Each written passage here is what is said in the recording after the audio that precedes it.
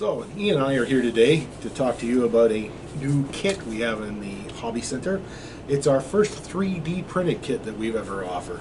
It is of a GMC M135 2.5 ton 6x6 truck, also known as the Deuce and a Half.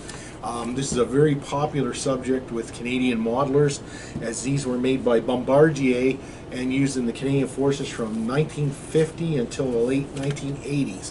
So a lot of people around our age that served in the military are very familiar with this vehicle, and there was a lot of demand for an injection plastic kit of a Deuce and a Half for a long time, but this has never happened. So now that we have 3D printed articles, we can get stuff that people really want to model that they haven't been previously. So this kit is by Triglav, or it could be Triglav. I don't know how to pronounce it. I believe it's in Yugoslavia. We imported them. We brought them in 1/35th scale and 1/72nd scale so people could have these kits. So first of all, we got them all in a large box, and we had to break them up into the various kits for each truck. The kit comes with this instruction that Ian will show you. It's not really an instruction, it's more of a set of pictures of the real vehicle and pictures of these parts as they're being assembled. So you kind of have to follow through and use your own intuition in that. So it's not for a beginner. Also, if you have not used 3D printed kits before, it is a type of resin, and really the only adhesive that will work with a 3D printed kit is cyanoacrylate or crazy glue type glues. So one has to get these parts and clean them up to look like they are in the pictures, and then follow through on the assembly as shown.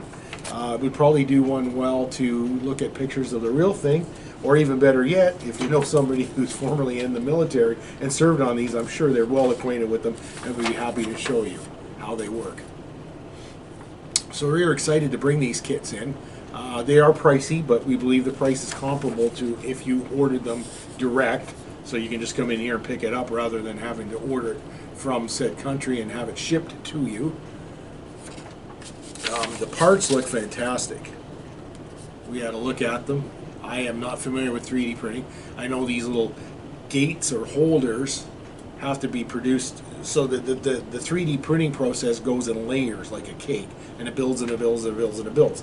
And of course, to have that piece suspended in the air like it is, you have to have these gates forming to suspend or hold the piece. So just like an injection plastic kit, you have to cut those off carefully and then sand or file them away to end up with your finish. Like there's the cab, for example. And you can see all the gates that are kind of holding it suspended while it was printing.